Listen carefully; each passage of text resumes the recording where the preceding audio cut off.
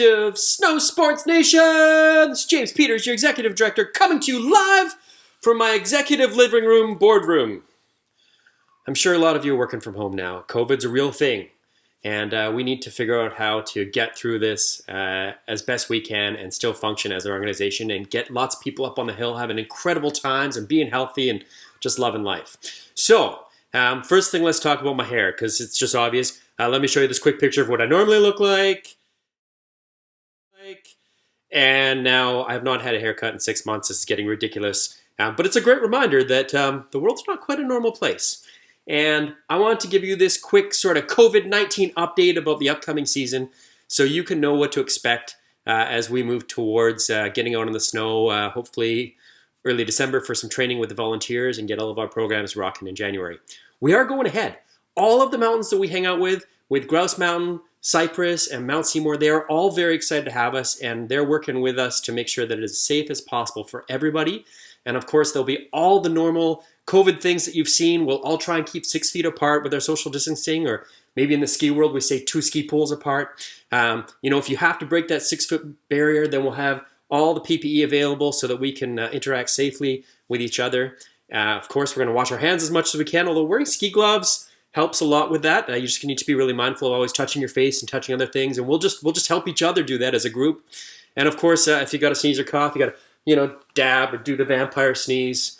And then there's this last one, and this is where it starts to get a little more serious. And I'm going to ask for your commitment this year, just to be brutally honest with yourselves and with us, so that we can take the best actions. And that's if you're not feeling 100% well, stay home.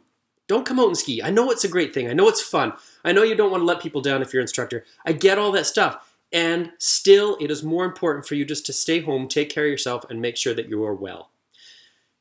If we even extrapolate that a step further, I need everybody, volunteers, students, everybody that's involved with VASS to really assess whether or not it's the best choice for you to come skiing or snowboarding this year. If you have any sort of immune compromised system, or are really concerned about the way that potentially catching COVID could affect your life, I would ask you not to come. And that sounds weird because I want you here, man. I love having everybody on the mountain having a great time.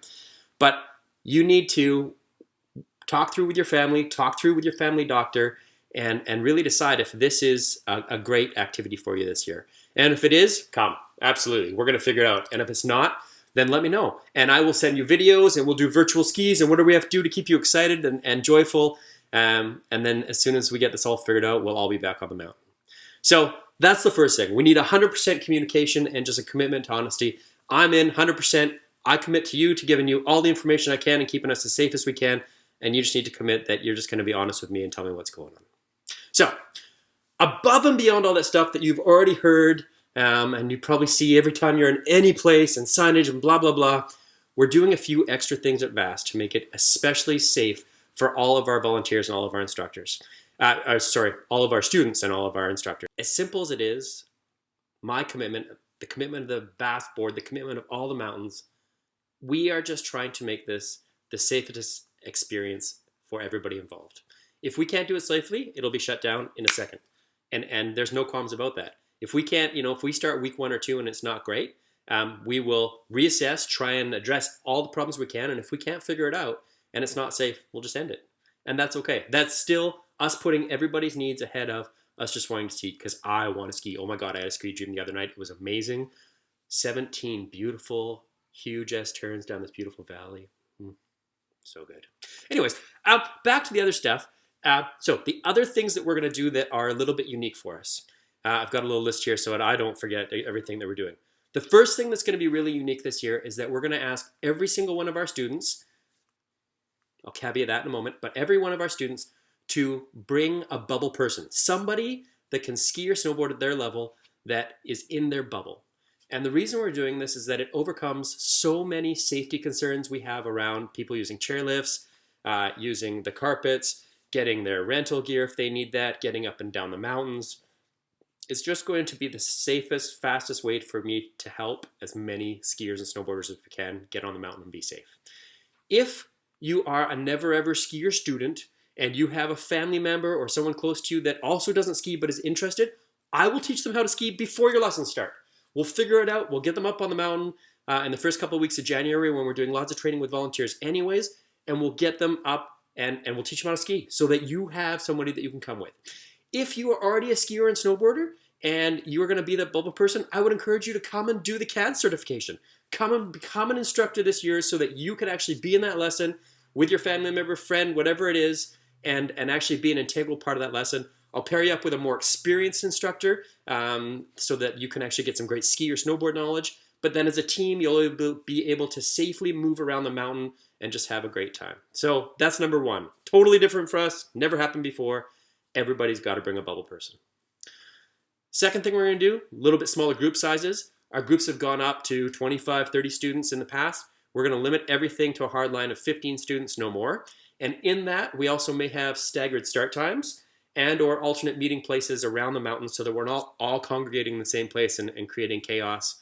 We really want to keep those groups down to very small numbers, get people in and out of the facilities to get the equipment we need to, and get people outside into open spaces where they can really just thrive and enjoy themselves. The last thing that's a bit of a departure for us is in our sit-ski programs in the past, we've used a method called bucketing or thumbing, where an instructor is able to hang on to the machine and help navigate what's going on for the student. And unfortunately, I just can't find a safe way to keep people apart or create enough PPE where I believe everybody's going to be safe. So unless you have a family member who actually is already a ski instructor with VASS and already knows how to bucket, and there's only a couple of them out there, unfortunately there won't be any bucketing this year. Now, that doesn't mean you can't ski if this is a way that you've got around in the past. We do have some other cool machines that you may be able to try out and facilitate with an instructor where you're now 10 feet apart using some tethers and using some fixed outriggers that allow the machine to roll over without tipping. We also have our snow cart, and we'll have our Tetra-ski up and running, which you may not know a lot about yet, but it is an amazing robotic sit-ski thing, joystick operated, sip and puff, mind-blowing, but we can do it at distance, which is really, really cool. So those are the couple things, the updates that are going on. As I have more information, I will absolutely let you know. I'm sure if you've been getting the emails, the newsletters, you'll know that registration for volunteer instructors starts on October 1st. I'll put out some sort of program or contest to encourage some people to sign up early and quickly so we really know how many instructors we have. And then we're going to open up the registration for students on November 1st.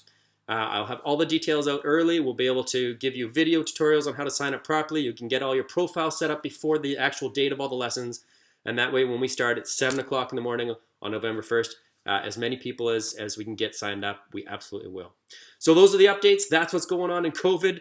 Over here, I'm in Port Coquitlam right now in my executive boardroom, also known as the living room. And just wishing you well. I can't wait to see you guys on the slope. Hope you have an awesome day. We'll talk to you soon.